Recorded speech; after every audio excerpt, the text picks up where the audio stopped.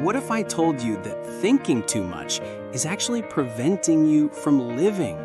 You heard that right. The more you think about something, the harder it becomes to actually do it.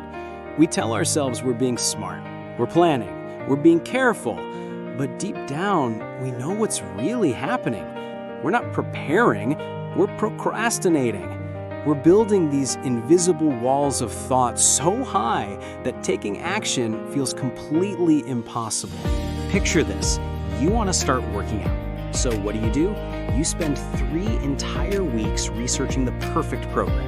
You read countless reviews online. You compare gyms in your area. You analyze workout schedules. You debate morning versus evening routines. But you never actually lace up those running shoes and walk out the door. Or maybe it's something else entirely. You think about reaching out to someone you care about. Maybe it's been too long since you've talked. You sit there crafting the perfect message in your head. You rehearse every word, every sentence, over and over and over again. You imagine their response. You worry about the timing. Hours pass, maybe even days. And by the time you finally feel ready to send that message, that perfect moment has completely vanished. Or perhaps this happens to you at work. You're staring at an email draft on your screen. You read through it once, and again. You tweak one sentence, then you change another. You second-guess your tone. You wonder if you should add more details. Before you realize what's happened, half your morning has completely disappeared. All for something that honestly could have been sent in just 2 minutes. Sound familiar? We laugh about these situations because they're so incredibly relatable. But they're also painfully real. Because every single one of us gets trapped in this exhausting cycle of overthinking somewhere in our lives. Here's what's really happening behind the scenes in your mind. Overthinking isn't actually a sign that you're being careful or thorough. It's a clear sign that your brain is desperately trying to protect you from uncertainty. And psychologists have figured out exactly why this happens to all of us. Our brains absolutely hate the unknown. They despise uncertainty. When we're faced with a decision that actually matters to us, our ancient survival instincts immediately kick into high gear. Our minds start flooding us with uncomfortable questions. What if I fail completely? What if I embarrass myself? What if this decision goes horribly wrong? What if people judge me? And instead of risking those potentially uncomfortable outcomes, we do what feels safest in the moment.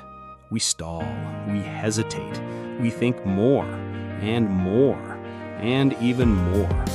We convince ourselves that if we just analyze the situation long enough, we'll somehow find that perfect, completely risk-free solution.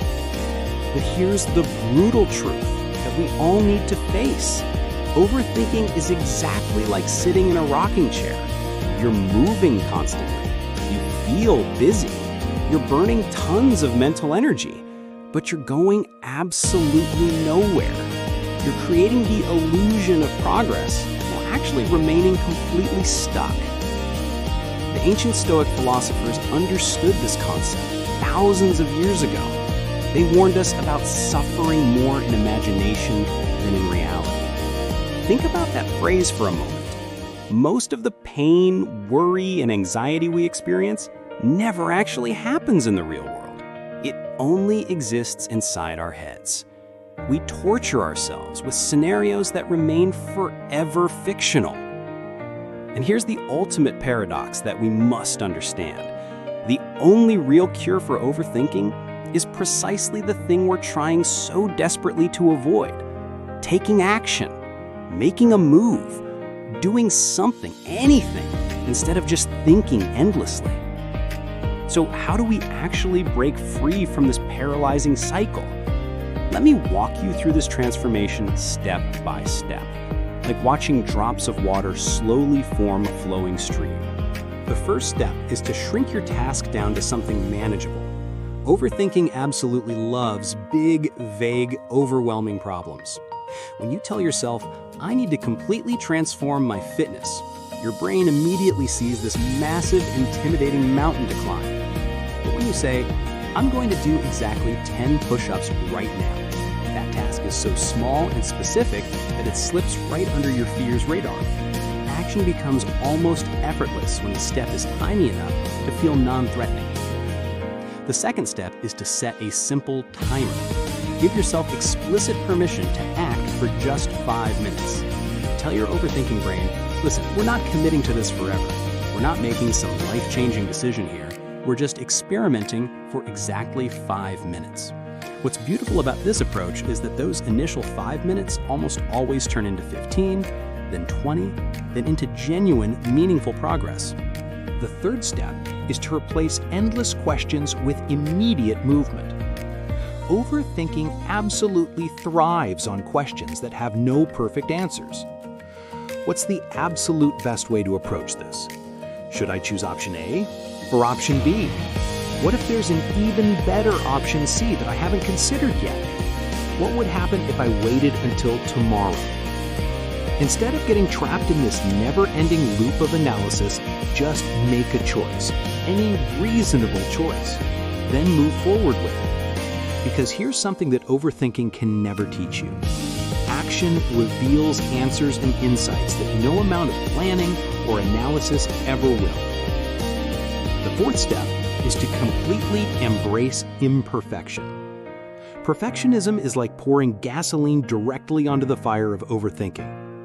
You absolutely must remind yourself of this fundamental truth. Messy action will always beat perfect inaction. You can edit and improve a terrible first draft, but you cannot edit a blank page. You can refine and polish a flawed attempt, but you cannot improve something that doesn't exist yet. The fifth step is to anchor yourself firmly in this present moment. When your mind starts drifting into all those familiar what-if scenarios about the future, gently but firmly guide it back to what now. Not what might happen tomorrow. Not what could potentially go wrong next week. Just this one simple, concrete action sitting right in front of you at this very moment. The truth about overthinking is both simple and incredibly powerful. Thinking without action is like trying to hold your breath underwater. At first, it actually feels safe and controlled. It feels necessary and smart. It feels like you're being cautious and responsible. But eventually, you absolutely must come up for air and actually breathe, or you'll drown in your own hesitation and paralysis. When we choose action, even the smallest possible action, something almost magical happens. We create momentum in our lives. Like a stream that begins with just a single drop of water, our choices start gathering strength and power. They build upon each other, and before we know it, what initially felt completely impossible starts flowing naturally and effortlessly.